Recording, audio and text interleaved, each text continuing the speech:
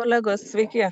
Tikrai, gera Laba nuotaika. diena. We have two anglų guests in our, well, the majority from the committee. I think it's not too disturbing, but we try to combine everything now, and vacations and work and all the sensitive issues that are happening around us. So I'm very happy to see two ambassadors here today, and we will hear the results of Portuguese chairmanship for presidency for the European Union. So I'm happy to meet João Maria Rebelo de Andrade Cabral. I hope I pronounced pretty much to that direction. And from the Slovenian side, Mrs. Božena Foršnarič-Boroje. So we have met before with you, Madam Ambassador, but not in the committee meeting. And really, I'm very happy to have you both here. So nevertheless, we have in the agenda half an hour for one ambassador and half an hour for another. Maybe we could, I don't know how you would suggest, but maybe we could, listen to both of you and then to have a discussion. Or if you think that we have to divide, we can do it both ways. So as you prefer, but now then I would give floor to Mr. João, and please, the floor is yours. Good morning. I hope you are hearing me well. Good. I'm happy. Well, good morning, everybody. Thank you very much for the invitation to be present today. I'm sorry for a long and difficult name. Please just call me João. It's perfectly enough.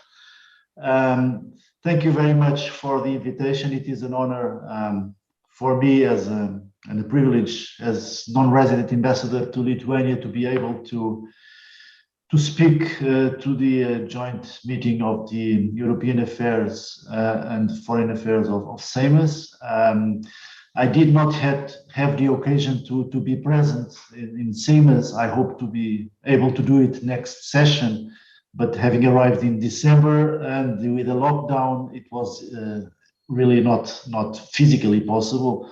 And I only presented my credentials to President Nausedas on May the 4th. So I worked in a very difficult time constraint. In presenting the results today, I will try to be as objective as possible, but and I don't think I will exhaust my half an hour, but being objective, you will excuse me at the same time and understand if here and there I may drop some subjective comments or judgments. And that's exactly the way that I would like to start. The motto of our presidency was time to deliver a fair, green and digital recovery. And I believe honestly that we did indeed deliver. But of course, it's not for us to make that judgment, but we feel that we did our best at least. Let me begin by briefly providing some context. Portugal became member of the European Communities in 1986. And since then, we held the rotating presidency of the European Union in 3 previous occasions, this one being the 4th.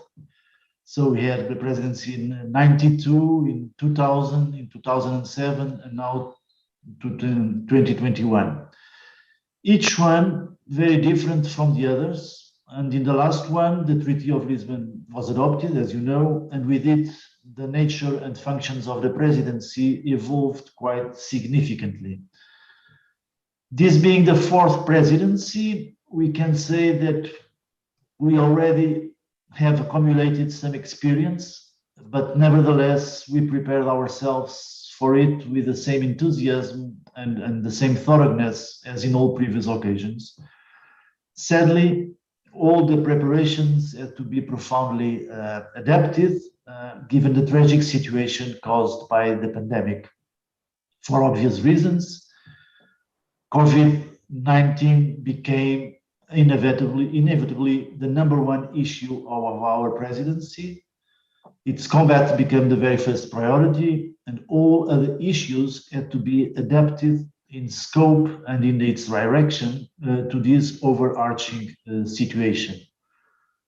At the same time, the program that we have put together, all the meetings, conferences, seminars, cultural events that should have taken place until almost 2/3 of the semester, had to be either cancelled, postponed, or turned into virtual events. This was, as you can imagine, a logistical nightmare, mainly because we never knew when we could start meeting physically again. But fortunately, the improvement of the overall situation in the whole Union allowed for a return to physical meetings. And this return, let me point out, was one of the less visible achievements of the presidency to guarantee a gradual and safe return to normalcy in the calendar of meetings of the Council in its various formats and levels. And during June, we more or less respected the original calendar as it was and in a physical manner. Let's hope that things will not go back in the future, but let's see. In listing the chief results of the Portuguese presidency, I will follow as close as possible the main priorities that we had set in the beginning and the main tracks to achieve them. And let me recall the three main priorities of our presidency were: first, to ensure the Europe's economic recovery; second, to reinforce the European pillar of social rights; and thirdly, to strengthen the strategic autonomy of a Europe that is open to the world. But, and as I've already mentioned, the first, albeit non-programmed priority was obviously the battle against COVID-19. And that fight, I would like to point out, I would like to point to what was achieved in coordination with the Commission in terms, first of all, of vaccine procurement and distribution, in spite of some setbacks and of an unfair media coverage, in our view. We consider that this common approach to vaccine procurement was a landmark decision and process, one that ensured that all countries and the whole population, all European population, would have access to the vaccines on an equal footing. And it is happening that way. Another main achievement was the adoption of the European Digital COVID Certificate. We were able to complete the whole process in just 62 days, an absolute accomplishment in European terms. The certificate, as you all know, has already entered into force on the 1st of July. The Council also adopted amending recommendations on temporary restrictions of non-essential travel into European Union and the coordinated approach to the restrictions of free movement in response to COVID-19 pandemic. The pandemic also prompted us to look into ways of deepening what can be designated as the European Health Union. On 15 June, we reached a general approach on the proposal to reinforce the role of the European Medicines Agency in crisis preparedness and in the management of medicinal products and medical devices. And we also adopted Council conclusions on the need to prevent shortages of critical medicines and medical devices and to ensure timely access to innovative medicines. On the other hand, the socio-economic consequences of COVID-19 are immense and constitute an unprecedented challenge for the Union, one that requires strong and coordinated response. Hence, the first priority, the economic recovery, a recovery anchored in and boosted by the green and digital transitions. We focused on the rollout of the present multi-annual financial framework 21-27, but also on the implementation of the groundbreaking instrument Next Generation EU. This implementation required two main actions from member states, and in particular from their parliaments, and as presidency worked hand in hand with the Commission and with the member states in order to ensure that member states delivered on these two actions. And here I would like to thank Seimas for its role in this process. And the two actions I'm referring to were first the ratification of the own resources decision. By 31st May, all member states concluded their national ratification procedures, probably the fastest ratification process in the history of the Union. So it took 4 months to do it, when usually it takes 2 years. So it was really an incredibly fast process. And this empowers the Commission to borrow on behalf of the European Union and to start making funds available very quickly on the RRF. And the second action by member states was the recovery and resilience national plans. As you know, the approval by the Commission of the first 12 national plans began on 16th of June and continued in the following days. And the first decisions by the Council will take place in July, or next week, if I'm not mistaken. And our presidency led by example. We were the first member state to present the National Recovery and Resilience Plan, and ours was the first plan to be approved by the Commission. But anyway, the whole process of the 27 national plans was done also at a record neck-breaking speed. Second priority, to reinforce the European pillar of social rights as a way to ensure that these green and digital transitions was conducted in a fair, and is conducted in a fair and inclusive way, leaving no one behind. The Porto Social Summit on the 7th and 8th of May was the central event of our presidency. And the idea behind it was to go from the proclamation of the European Pillar of Social Rights done in Gothenburg a few years ago to its concrete implementation through the action plan presented by the Commission in March. The Porto Commitment and the Porto Declaration, two documents adopted in Porto, are the most significant deliverables of the Social Summit and contribute to give Europe's social dimension a center stage. Through them, the European institutions, member states, and social partners all together commit to 3 targets by 2030 on employment, on training, and on poverty reduction. And I cannot elaborate on it more if you would think that it would be useful. But as stated in the priority definition, the notion of leaving no one behind was paramount for us. I could list here a series of decisions and agreements that were achieved on child protection, and on child rights, on youth, on vulnerable groups, on gender equality that were adopted during the semester. As stated before, our priority was to anchor the economic recovery in the parallel green and digital transitions. Regarding the green transition, we consider as one of the most prominent achievements of our presidency the political agreement between the Council and the European Parliament on a first European climate law, which will have a significant impact both within the Union and globally, and is instrumental to Europe's global leadership on climate action. And we also adopted conclusions on the European Union Climate Adaptation Strategy. Also, a general approach on the revision of the regulation on Trans-European Network for Energy was achieved during the Energy Council of 11 June.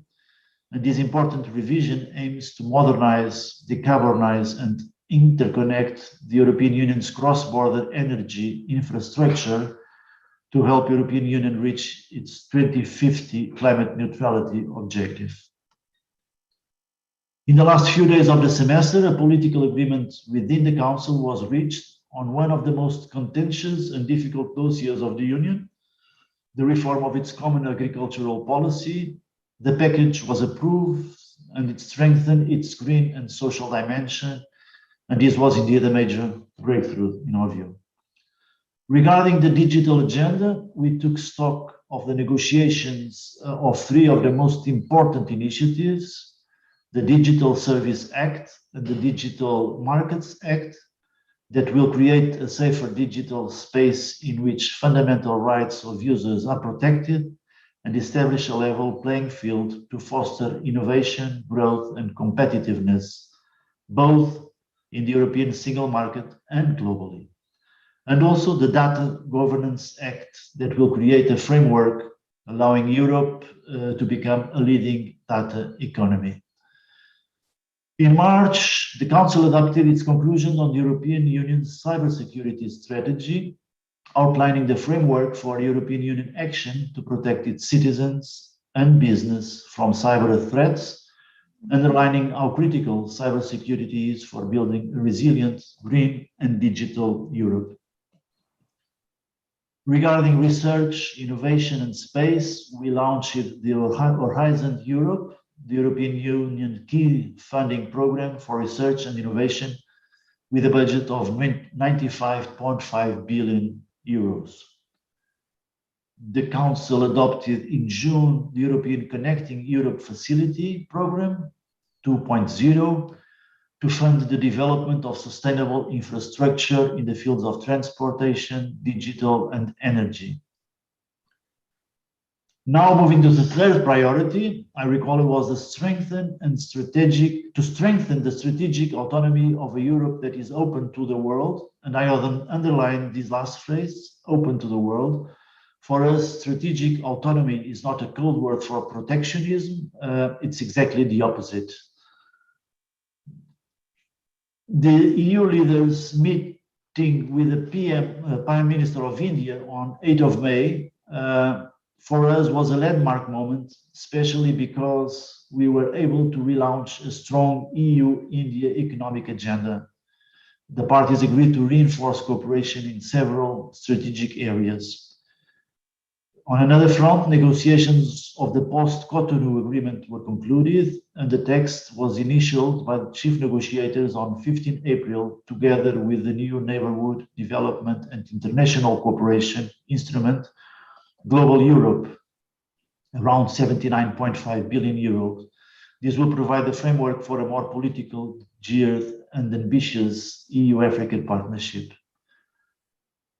Regarding the EU-Africa relations, on 23rd April, together with the European Investment Bank, we organized a high-level EU-Africa Green Investment Forum, which was preceded by 26 virtual green talks. Relations with Africa also featured high on the agenda of the Gimnish meeting and on the informal meeting of defense ministers on May. The entry into force on 1st May of the Trade and Cooperation Agreement with the United Kingdom was also a landmark moment. We should now be able to turn the page on Brexit and develop close partnership with the UK based on this framework. An important agreement was also reached on the draft regulation on the Brexit Adjustment Reserve, establishing a 5 billion euros fund to overcome the consequences of the UK withdrawal. The transatlantic relations were also a top priority. On 14 June, we held the 18th EU-Canada Summit, and the following day, the EU-US Summit took place in Brussels. The last such summit was held in 2014, so this was an opportunity to lay a common agenda for a renewed transatlantic partnership. On Eastern Europe, we held the EU Eastern Partnership Ministerial Meeting on Environment and Climate Change. We continued the revision of the EU relationship with Belarus, including negotiations of proposals regarding the fourth package of restrictive measures. And the debate on relations with Russia was also a constant during the semester.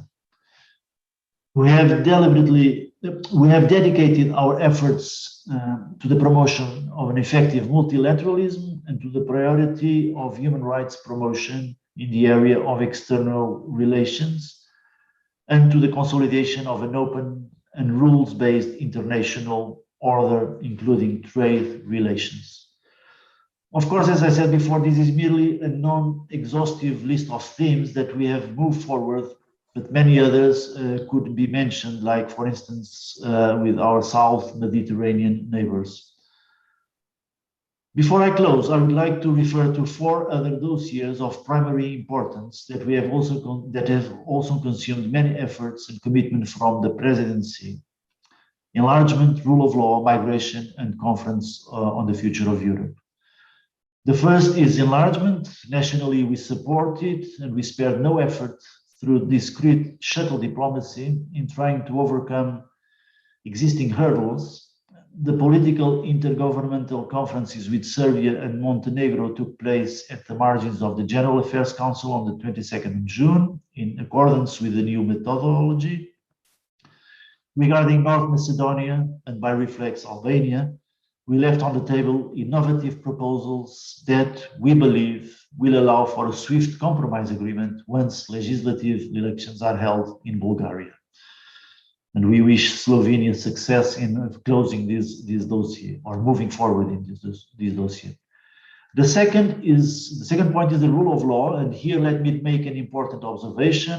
The word resilience, a word that entered our daily vocabulary now. Sorry? It was a sort of problem with connection, but now it's okay. Please continue. Okay. So I was saying that resilience, economic resilience is important, but for us, the word also applies to the European values, the resilience of European values, those that make our identity: democracy, human rights, rule of law, strong civil society institutions, media freedom, solidarity. And all our actions were oriented by these basic criteria. But I mentioned this on regard to the rule of law because we have continued with the annual dialogue. This time the country-specific dialogues were carried with Germany, Ireland, France, Greece, and Spain, and also the follow-up to the ongoing Article 7 procedures concerning Hungary and Poland. Hearings for Poland and Hungary under Article 7 procedures took place at the General Affairs Council on 22nd June. Thirdly, migration. We have prioritized the external dimension of migration policy. The first jumbo meeting of foreign ministers and home affairs ministers took place in 6 years. The first meeting in 6 years. This was a milestone, resulting in a strong political commitment to move forward on establishing broad, comprehensive, and mutually beneficial partnerships with countries of origin and transit. We reached an agreement with the European Parliament on new rules for the entry and residence of highly skilled workers from outside the European Union and the revised Blue Card Directive. This will be the first legislative act on legal migration approved in the last 5 years. But we realize this is a very difficult dossier, one that will probably remain on top of the agenda for a long time. The Commission presented last year a draft pact on migration and asylum. Nationally, we consider it a very good basis for negotiation, but we know that discussions is difficult and require commitment and compromise and flexibility from member states. There must be effective solidarity and burden sharing. And as presidency, we have tried to act as honest and neutral broker. Finally, on the conference on the future of Europe, after a long and demanding process, we were able to reach an interinstitutional agreement, and finally it was possible to sign the joint declaration on 10th of March, and the conference was officially launched on the 9th of May. We consider this is one of the most relevant achievements of our presidency because the goal of the conference is to put citizens in the front, at the center of the European process, to engage citizens in meaningful dialogue on the future of our union and the policies that may respond to their concerns and aspirations. So this was as succinct as possible. I hope I did not overlook any major point, but if you want to develop any of the issues, please, I will try to reply as clearly as possible. Thank you very much for this opportunity once again. Thank you very much, Mr. Ambassador, and thank you for your country for this contribution while presiding the European Union, and really, I think you have done a lot in these extremely difficult times, and I'm really happy with the results of Future for European Union, and Mr. Santos, who is head of COSAC Troika. I think he really was very attentive to all those around the European Union who made the proposals for how should this process should be organized.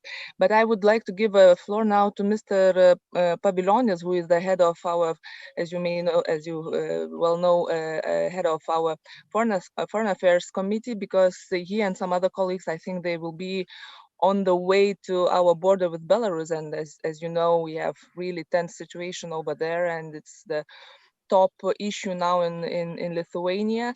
So please, Žygis, and maybe you could then join from the car, or not to abandon our meeting.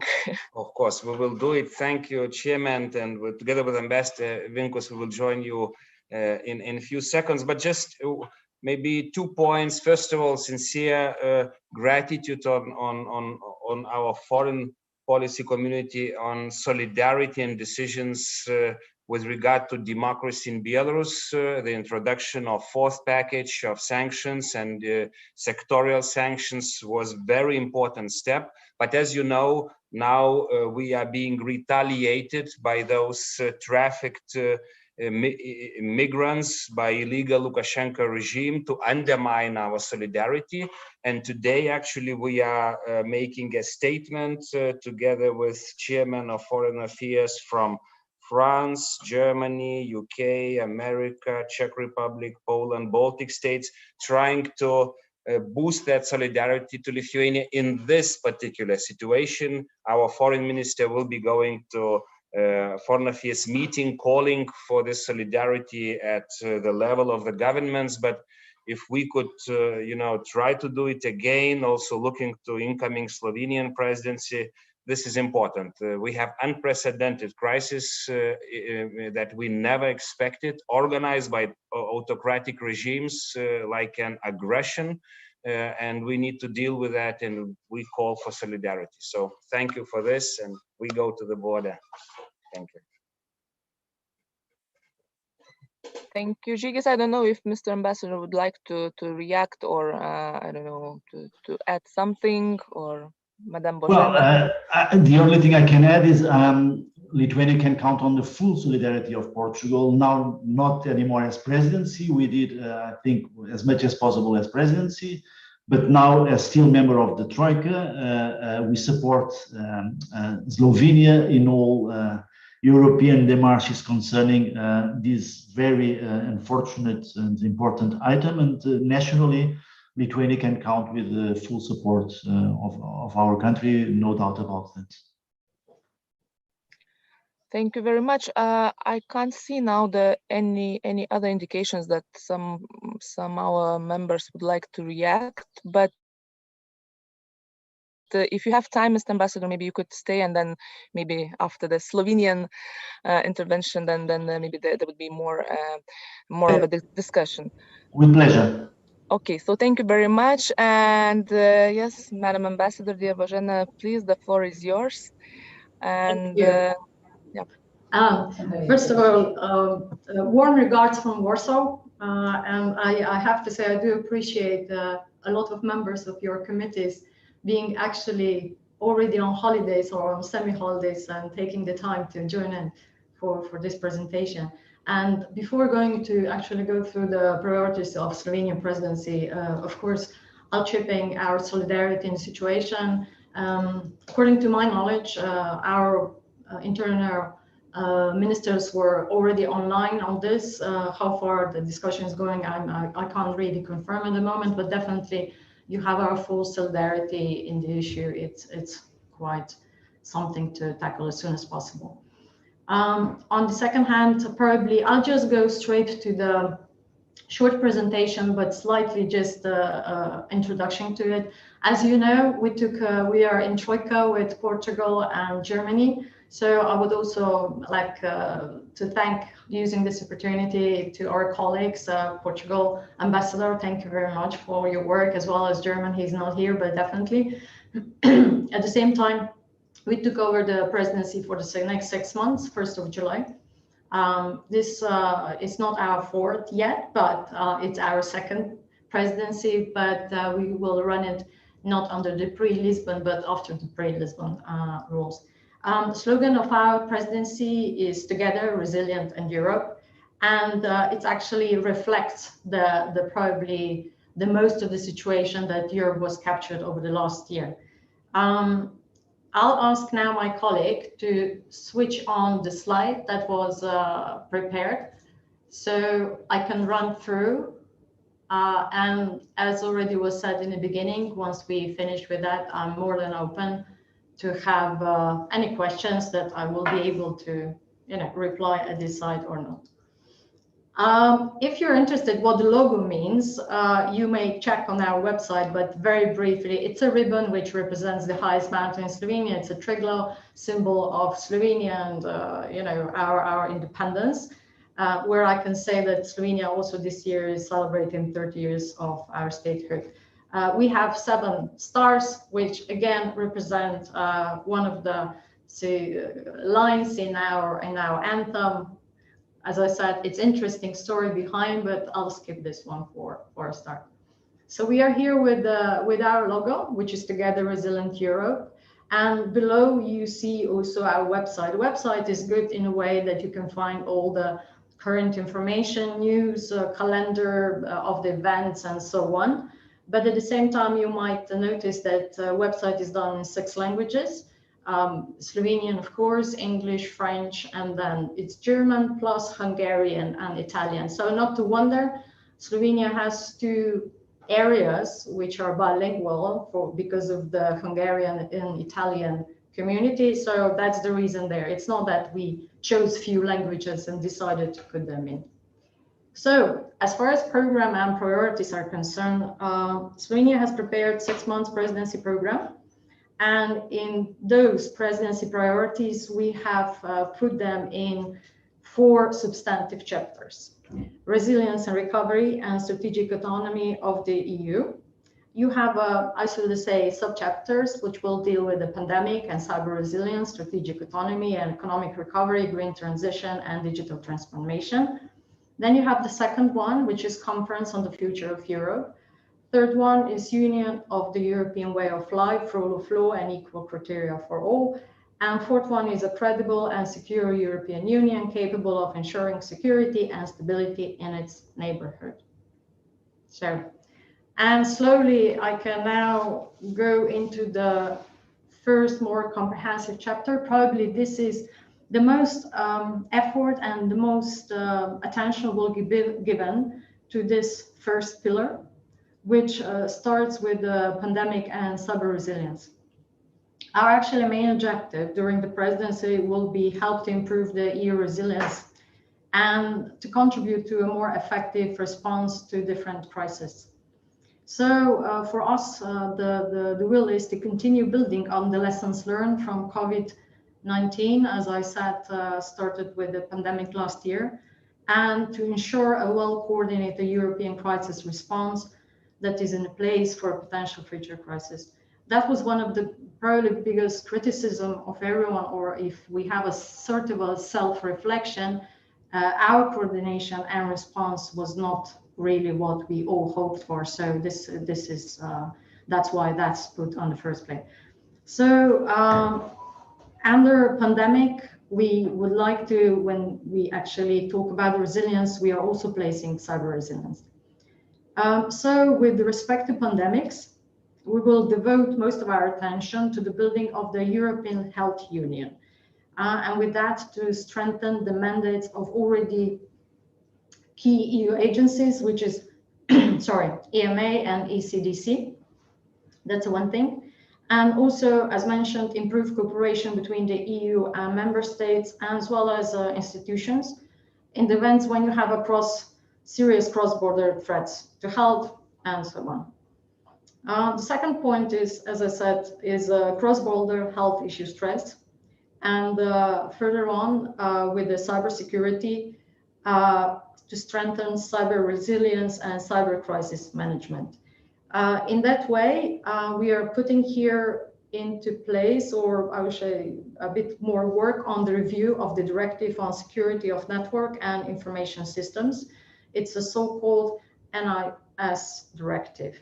And further on, also are looking into to have a bit more updated and clear and more comprehensive EU cyber crisis response and management framework.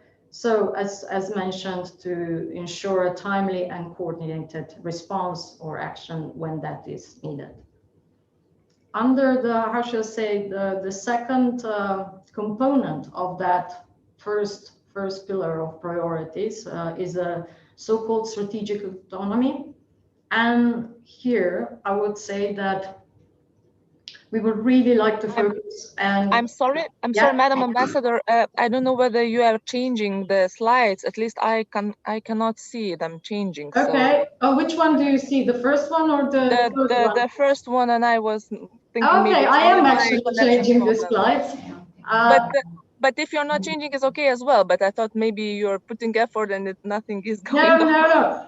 I'll try. Look it. I'll try again. Okay. But you know, it's okay as you do it without. I think our colleagues will will agree on that. That it's not the big issues. I just thought. Well, we can agree on this way. We can send you the slides, and I can go through whatever we have. Do you see it now? It's changing. Now it's changing. Okay, then maybe then we'll do it like this. Okay. So you will see it. So this is the slide that I was talking about. This one here. Okay, thank you. You can follow. It will be easier for you. All right. Thank you. Thank you. Okay, great. So we are with the strategic autonomy, and here, as I said, we would really like to start discussions on the new European Health Emergency Preparedness and Response Authority, HERA. We see it as something that it should be placed and it should start.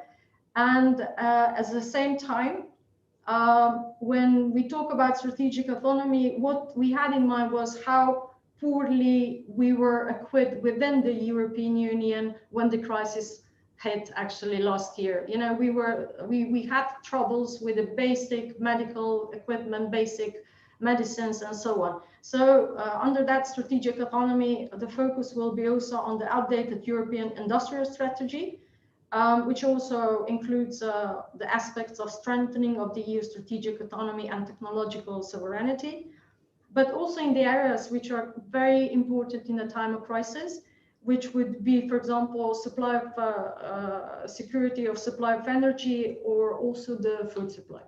So that would be under the strategic autonomy. We are still within the first priority, and we'll turn over the slides. So you see the slides running now? Yeah, probably it's okay. Okay. So as far as the recovery is concerned, we have three components. One is economic recovery, green transition, and digital transition. And within each of those components, certain focuses. So when it comes to the economic recovery, which is based on the green transition and digital transformation, at the focus will be implementation of the next generation EU and the Recovery and Resilience Facility. That's one thing. And when we talk about the green transition, of course, focus will be on the package Fit for 55. That is one of the things.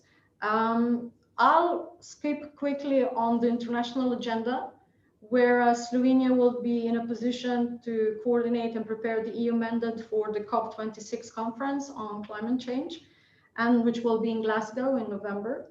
But also there is a conference in October in China, Kunming. It's a COP15 conference on the Convention on Biological Biodiversity. Sorry, sometimes my tongue goes a bit weird.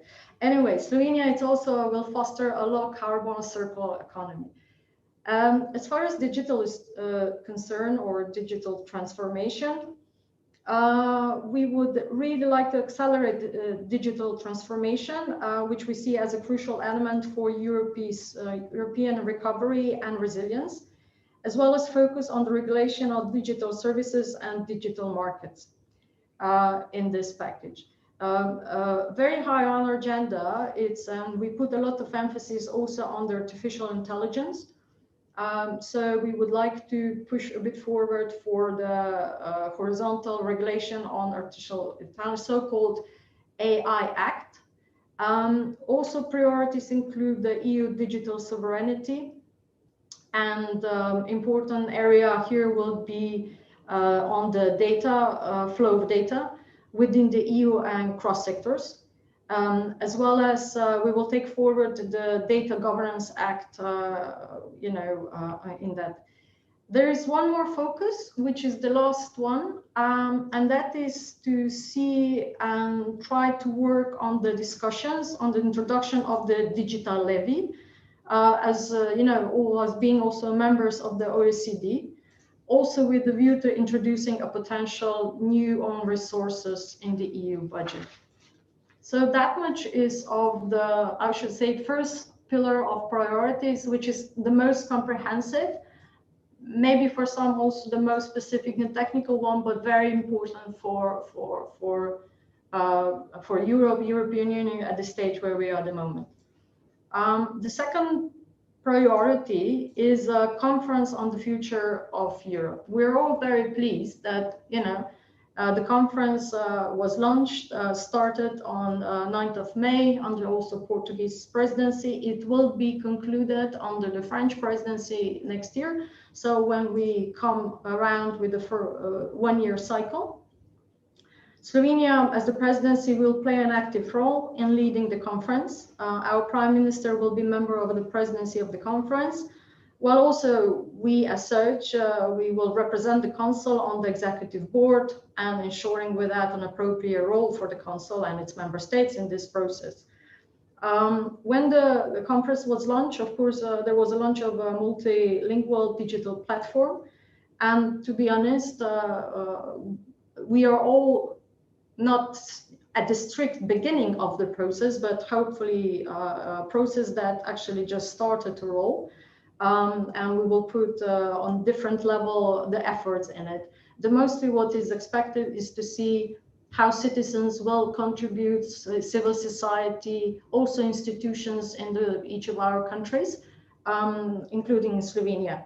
But as far as Slovenian government is concerned as such, we will have one main conference, which is, how should I say, our annual international conference called the Bled Strategic Forum. And this year we will devote actually that conference exclusively to the future of Europe debate. During that Bled Strategic Forum, which will take place on 1st and 2nd of September, we will have also organized a high-level event with the leaders panel.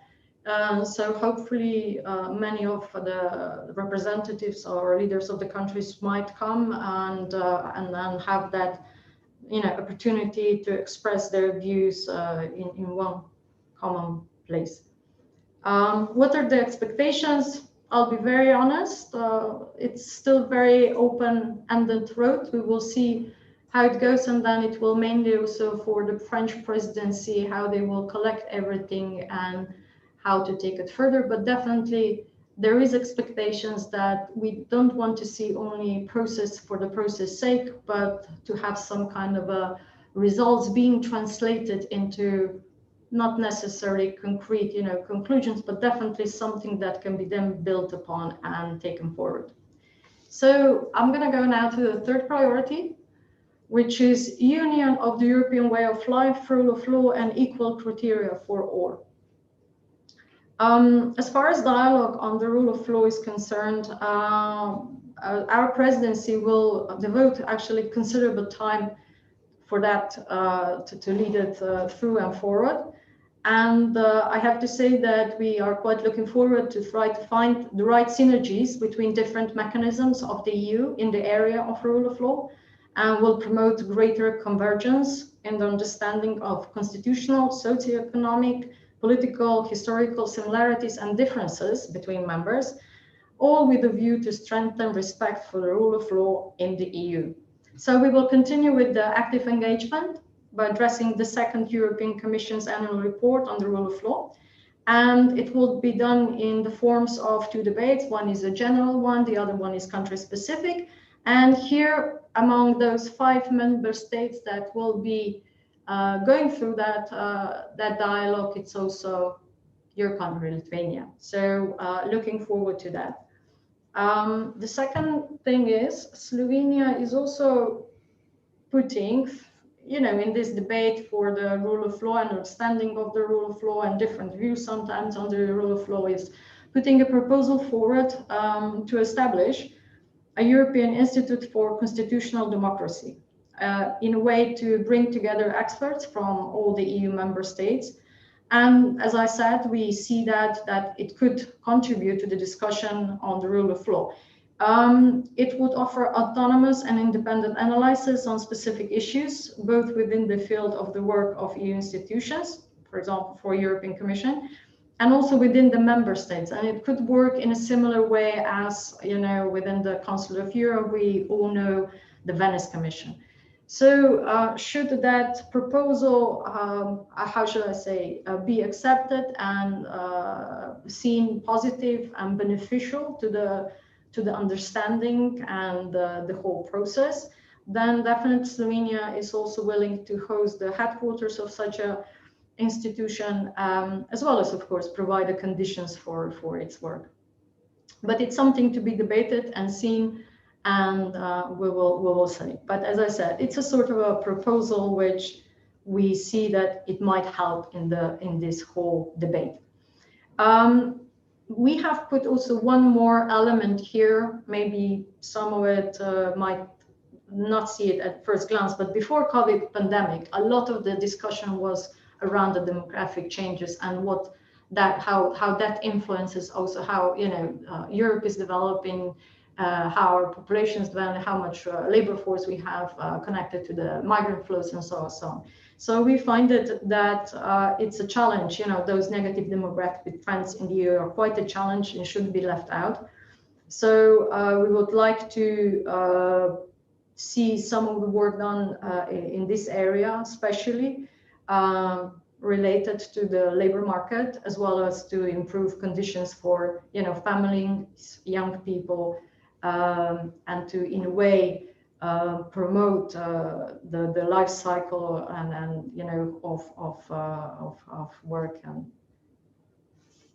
presentation. So, and I'll go now to the last, which is the 4th priority.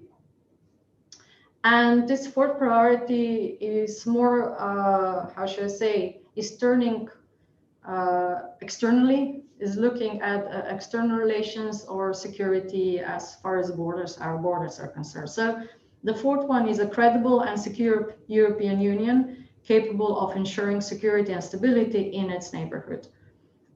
Within that, again, we have a few of the areas or components. First of 2 are more tackling actually our external borders and also internal when we speak of a Schengen area, whereas the other parts is reflecting on our relations with our neighborhood countries, as well as the third countries and our strategic partners. So as far as Schengen is concerned, as I said, we would like to, within this, emphasize the security of the EU and, in this context, Schengen regime. And we would like to see the revision on the Schengen Bordering Code and advocate for a stronger, more robust Schengen area, which would strive towards its full functioning. So we would like to see important progress on the Schengen evaluation mechanism. The other thing is with immigration, of course, focus is on the pact on migration and the asylum. The work has already started to go on, and there are 3 main pillars within that. But let me just put out mainly the 3rd one, because mostly the 3rd one is the one that probably we will need to put in the most of discussion and come together, and that's internal rules on solidarity and responsibility. Within that, to find a right balance between those 2 concepts of responsibility and solidarity. when we are talking about the external dimensions, as I mentioned, migrations are one factor. And with that one factor, I'd like to just now move on our neighbors and actually third countries, or should I say, our partners. So let's just very quickly start with transatlantic relations. Our observation was that those were a bit, maybe not neglected, but definitely there should be put more effort in strengthening transatlantic relations, being that with our main partners overseas, US, as well as strengthening the EU-NATO cooperation. That's one thing. And now, as far as Slovenia is concerned, you probably all know that always the focus of our foreign policy was most of the time, or not most of the time, but regionally speaking, it's very, very focused on Western Balkans. And in that respect, given that that's our foreign policy priority, we will host an informal EU Western Balkan Summit in Slovenia, which will take place on 6th of October. With that, I think we are putting enough strong message also for all our support for the EU enlargement process to move forward, as well as, you know, other dialogues that are complementing that one, like Belgrade-Pristina dialogue. With the EU enlargement process, you know, it's very difficult to say what's realistic, but definitely we are very hopeful that strong political message, and not just political message, will be done, but also some of the concrete results might come out of it. In Western Balkans, when we speak of also concrete results with Western Balkans, we see that focus should be also on the socioeconomic recovery of the Western Balkans, as well as to help them and cooperate with them in other areas like transport, energy, connectivity. But let me mention also cyber resilience, because of the reasons for which I think, you know, influence of other countries in these regions. I'm going to mention one more thing, which it was mentioned in the beginning, but it's not directly connected. For this part of Europe, it's also very important to have in focus what's going to be happening with the already planned Eastern Partnership Summit. We haven't yet managed to hold it. It was very hopeful that we could hold it in autumn, but as the developments are happening on the ground and the latest move of the Belarus in terms of pulling out of it, it's very difficult to prognose how that will go, but we'll stay open. So anyway, thank you very much. I would finish with my slide presentation here. And as I said, you know, should there be any questions, I'll try to answer them. I'm not promising that all the answers will be very clear, but definitely we'll do our best. Thank you. Thank you, Madam Ambassador. And first is going to ask Mr. Audronius Ažubalis, our former Foreign Affairs Minister. So prepare for his question. Thank you, Radvile. And first of all, I would like to express my sincere gratitude to Portugal, and especially for one political, I would say, step, when Portugal partly succeed to defending member states' parliaments and their role in the conference on future of Europe. And without Portugal, I think we wouldn't succeed, I would say, nominal role in this forum, which is, in my opinion, without the member states' parliament, simply couldn't bring any tangible results. That's why I would like to thank you. And my question or remarks goes to Slovenia. Thank you, Madam Ambassador. Of course, I'm a little bit surprised by the significant number of your priorities, which means that you should work hard. I would like to see 2 or 3 priorities, but here it's a lot. okay, I wish you great success. But as a EU presiding country, Slovenia, as you see, will not be able to avoid the migration questions, and you rightly pointed in your presentation. But here I would like to draw your attention on totally new tendencies in this process. And this is a tendency could be explained as a recruitment of migrants by the state officials with one very simple goal: to play a certain active role in creating illegal migration flood through the state borders.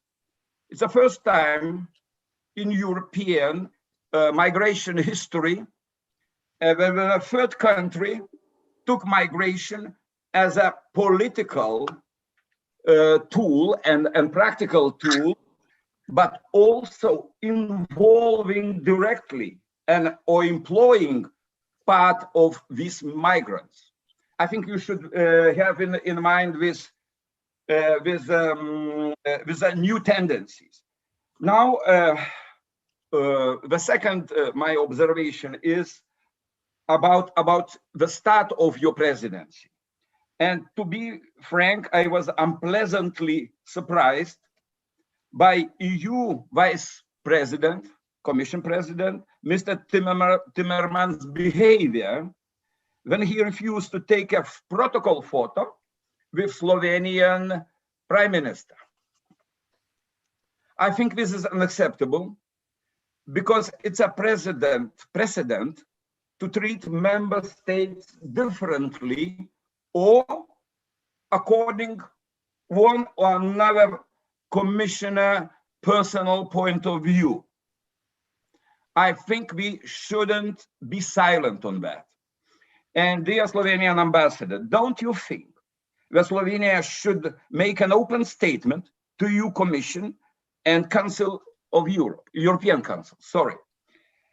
I think we shouldn't just take a blind eye on that, because otherwise such precedents just not give added value to our unity or common work, interinstitutional common work.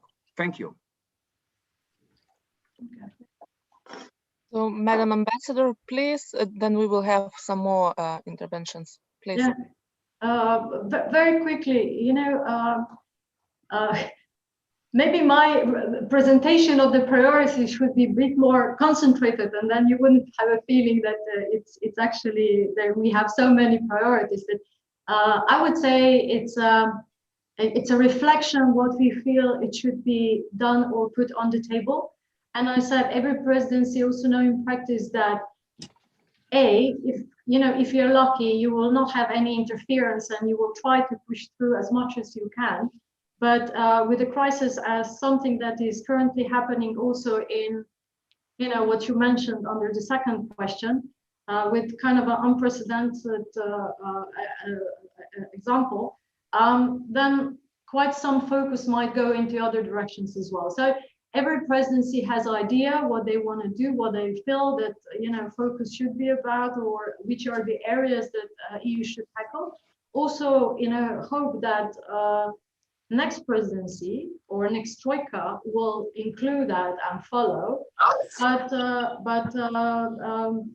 I would say, as it is structured, we are getting positive responses. So hopefully, we will do as much as possible and what will be in our power. What you mentioned with this new tendency in the migration, I'm not sure even to call that migration, because it's I would actually describe it as really, this is a act which is politically motivated to destabilize or just to send a message. So it's actually being used or abused with a personality, with the people who are put in a position where they probably don't even know what's happening to them. Definitely in that respect, it's not just a migration issue, it's actually a political issue. So you need to respond not just on the level of ministers, but probably discussion at a bit higher. As all of this is evolving at the moment, I'm pretty sure that probably Foreign Affairs Council and other meetings that will take place will definitely tackle that. And I have to say, you know, I see no reason why we wouldn't put our efforts together, not just show solidarity, but act in solidarity with in this regard.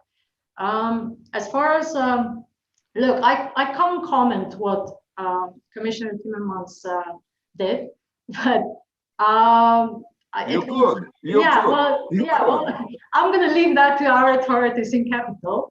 But definitely, thank you very much for your remark, because it also reflects on what you mentioned, that in certain positions also, not just personal views, but certain views should be taken out of picture. And as Slovenia, we do have our also national positions, but at least when we act as a presidency, we want to act as an honest broker, which means that sometimes you have to take this neutral position, understand the position, and I don't want to say play the role, but something that is expected of you. So, but definitely we will send your comment home, and I'm sure they will be glad to hear it.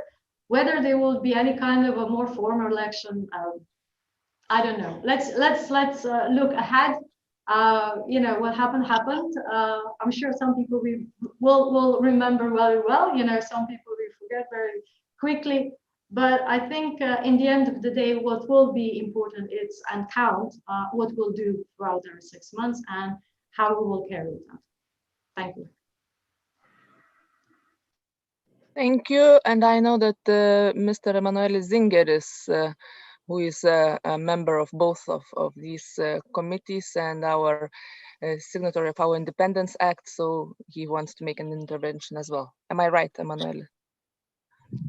Please. Yes, ma'am. Yes, President. My question, first of all, I would like to approve that it was excellent, sir. It was excellent chairmanship of Portugal.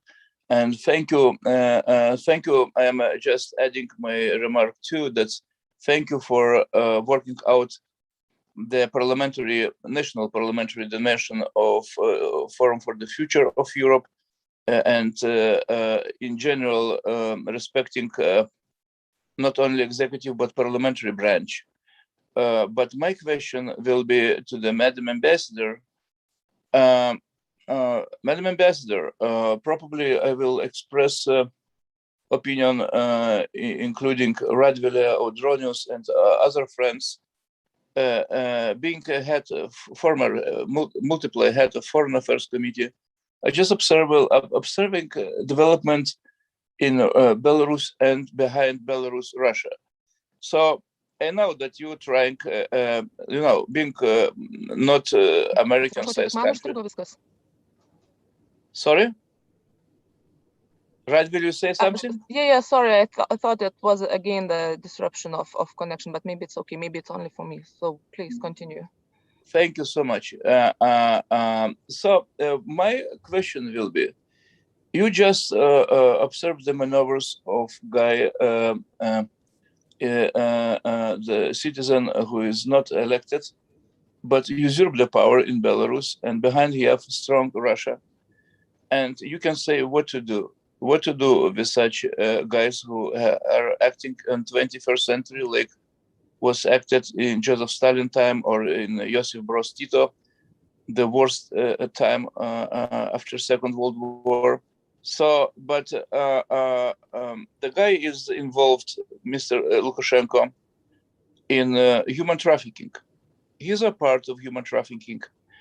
We have all evidences from all intelligence services, and we can put on during Slovenia's chairmanship all evidences of that is organized in biggest part by Lukashenko illegal regime.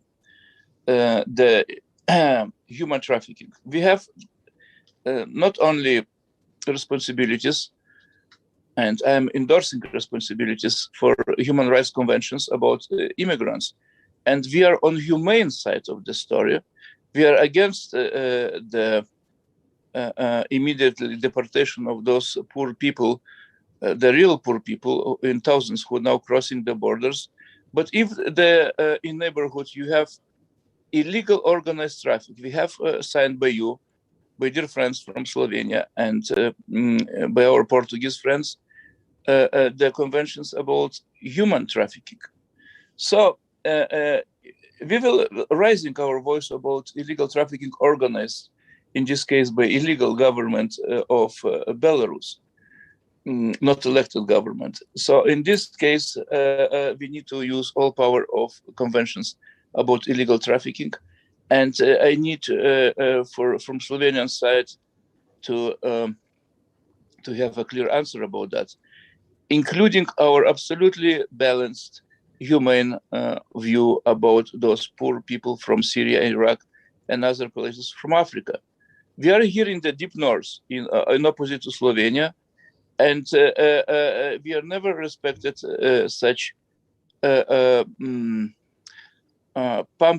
illegally pumping by the forces of military and intelligence and border officers from Belarus, forces included towards Lithuanian border of illegal immigrants, especially artificially created, like a punishment that we have in Vilnius, the opposition leadership of democratic Belarus, and we gave for them some diplomatic status for those guys. So if you are supporting democracy, friends, and you are supporting, and Slovenia was among the first, with Matjaž Šinkovec, who was my partner, like a chairman of Foreign Affairs Committee in 1990.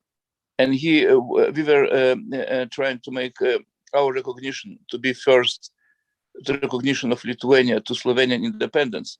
And now we are marking our establishment of our diplomatic relations in the September. Please be serious. Not let radical right-wing forces in Lithuania to take during the future elections power again, and give for us the chance to harmonize the current artificial crisis organized by Lukashenko regime and behind Putin on our border. The second question is about your institute for democracy, duplicating the Venice Commission. I am from '93 in Council of Europe Parliamentary Assembly, and Venice Commission and Human Rights Court was the two best instruments. So, but Venice Commission, and first of all, Human Rights Court mentioned to Russia in the case of Alexander Navalny that Russia refused to implement court decision, officially refused to implement court decision. And so tell me why we will support you, of course, but you are our dear colleagues inside of European Union. We support your idea of Institute for Democracy. We need that for our European Union internal stability, human rights, and network of our values, stability of our system of values.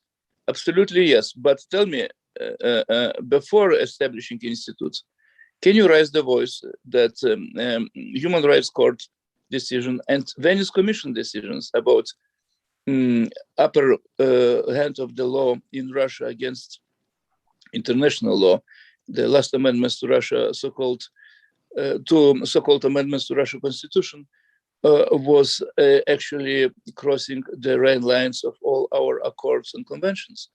So, international law is the first, and our domestic law is the second. So, from this point, Russia declared that they, in some cases, they will not implement the Human Rights Court decisions. Tell us, please, why we need the second Venice Commission when the demands of the first Commission, A and B, and demands of the Court of Human Rights in Strasbourg are not implemented in some countries. From time to time, I would like to mention even Turkey, but in this case, massively in Russia, and especially in the case of Alex Navalny. Thank you. Thank you, Emanuelis. I would like to propose to add one more question from our colleague Marius Matjošaitis, who is the youngest member of our parliament. I see that Madam Ambassador is taking notes, so maybe we will add this one question. And we have like 5 minutes left because we are already late for our next items on the agenda, and presenters are waiting in the lobby. So please, Marius. Thank you, dear Chair. My question will be slightly shorter. So first, I want to thank dear ambassadors for your presentations. My question goes to Madam Ambassador of Slovenia. Well, as you know, possessing the right information is the key to success for both individuals, organizations, businesses, states, and even the transnational union, as the European Union is. And in recent times, we are witnessing the increasing challenges of disinformation, especially what COVID-19 and vaccination processes bringing to the societies, different doubts, and some radical political organizations and even parties are forming, and I would even say threatening the democracy and the consensus of the truth, democratic truth, and understanding of human rights. And also we are witnessing the various interpretations of what's happening in Belarus, also human rights situation in Russia. So as you have presented the priorities, your line of priorities, on what part the tackling the problems that disinformation is bringing in, is for your presidency. Thank you. Okay. Should I just continue? Okay. Yes, please. Okay. To be honest, much more to add on the Belarus question and what's happening on situation. As I already mentioned before, I wouldn't say, but definitely, look, there should be a full respect for international law. Slovenia was always the one, advocate for that, as well as for the international courts that are in place. It is a broader issue here when we speak of current Belarus situation. As I said, it's not about just the trafficking or human trafficking. It's not about just the pressure on the migration as immigration, but it's actually used as a political tool very stronger and exploiting the situation as such. So probably more comprehensive approach should be done, and it will be definitely. I'm pretty sure it will be response on the highest possible political level. They have been passed, against Belarus. We have passed a few of the rounds of the sanctions. Every time we have to see whether those sanctions are actually bringing results or not. As we see the reaction on the other side of Belarus and being supported by the, Russia, to be honest. Whether it's working, I don't know. Probably not as much we would want to see, but definitely maybe some of the new ideas will have to come out how to address this question or issue.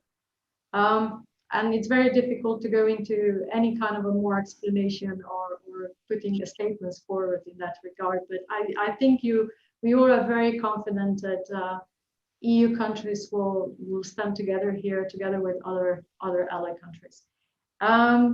As far as I quite rightly understand your question on the why do we need one more institution, for example, for constitutional democracy.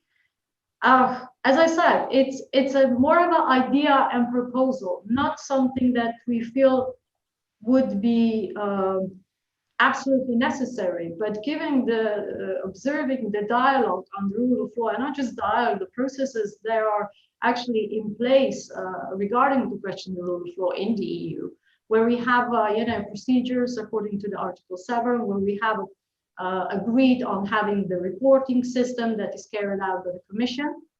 But still, somehow, within the EU, we feel that something's missing, because obviously after so many years, there are certain different understanding what that represents. And in mind, such an institution is not to duplicate, but it's actually just to perhaps help to better understanding within the rule of law dialogue within the EU, That's one thing. And also to maybe to help to have get to this common ground of understanding and accepting that. That's important on each of the EU countryside, that we actually do agree and accept that as well. Sometimes goes more into our favor, sometimes a bit less, but we'll leave that aside. So beside that, you know, the respect for the decisions of the court, I don't see any interference on the side of the institute. Institute wouldn't have such a you know, competences. It's a advisory body more than anything else. So this is it. Do we need another advisory body? I don't know. It's like a question whether do we need one more parliamentary, you know, inquiry. I don't know, to solve a question. Sometimes it helps, sometimes it doesn't. But that's why I said it's a proposal. If the country's member states will decide in the end that this is something that is worth pursuing, Slovenia is here to pick it up and have a grant for it and headquarters. If not, you know, we'll move on and try to solve our problems a different way or with the tools that we have already. On the side of the disinformation, definitely I would put that question on the resilience, you know, resilience of Europe. Disinformation has become a huge problem. First, we were happy to see enormous flow of information, but then actually that can be exploited, and definitely it was exploited in different ways, in different medias, social media and so on. So I'm not sure whether a component of that would fall within the cyber resilience as well, because there might be some connections to it, but definitely disinformation is something that we will probably put some effort in, though I haven't seen in the form of a special legislative measure or something like that, but perhaps I'm missing out on something as well. But I would say that it goes under the broader component of the resilience in different factors. There we go. Thank you very much, Madam Ambassador. Thank you, both of you, and obrigado to Portuguese presidency, and follow all the success for Slovenians, for our colleagues from Slovenia. I think that those priorities that you mentioned, and especially that which are continuously discussed in European Union, I think it's yes, of course, it requires political agreement, but I think you will manage to achieve it, and we all will contribute to that. But I think for what is of one of the most important matters is this Eastern Partnership. We perfectly understand the Western Balkans and enlargement to that side, but we are not having, I think, this is of an extreme importance not to leave Eastern Partnership countries in some shady situation or shady influences. So this would be maybe the last remark today from my side. And thank you very much. We are switching off from this platform to another one and continuing our committee meeting. So once more, thank you. Once again, thank you very much, and all the best. Thank you. Thank you. Thank you very much. Thank you.